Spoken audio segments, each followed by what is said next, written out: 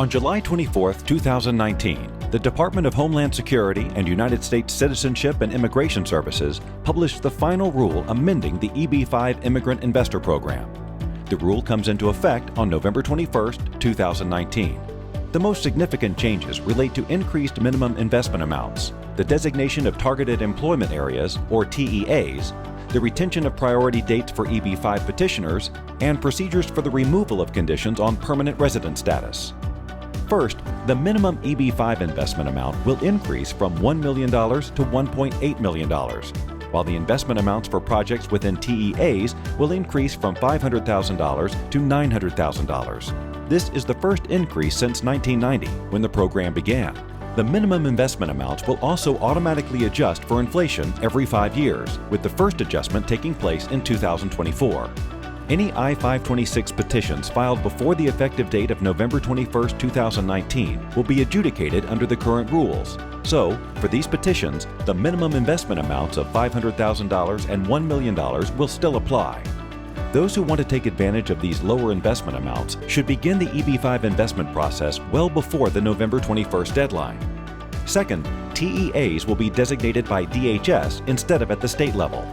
The definition of a rural TEA remains unchanged, but after the rule takes effect, specially designated high unemployment TEAs must fall outside of metropolitan statistical areas, or MSAs.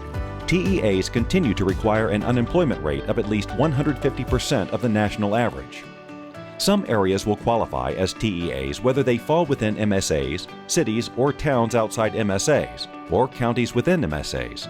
But these designations will be based on federally published data.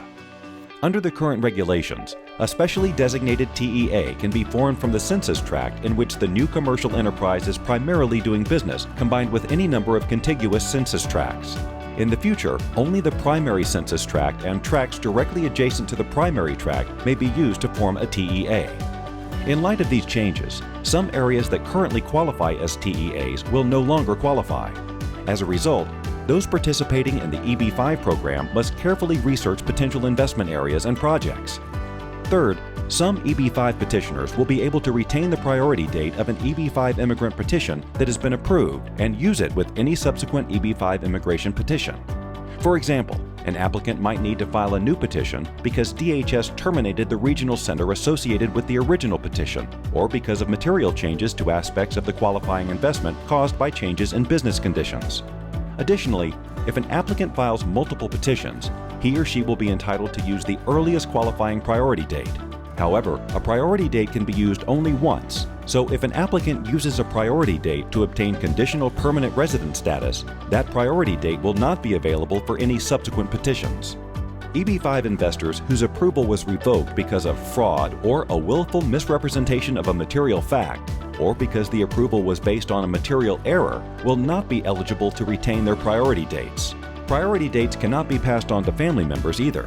Being able to retain a priority date will be particularly useful when visa demand exceeds supply.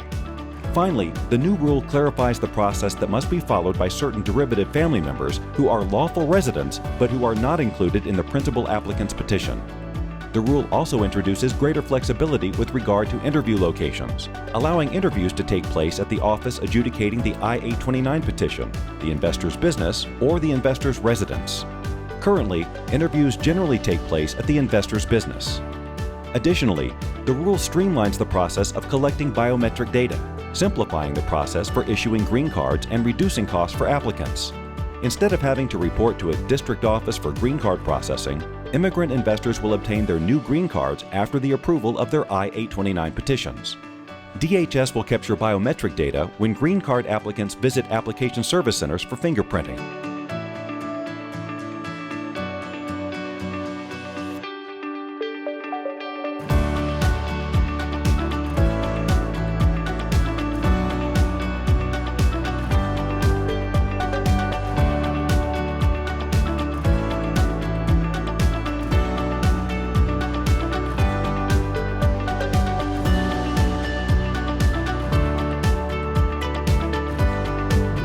Contact us today to take advantage of the current EB-5 program rules and to learn more about the implications of the new rules.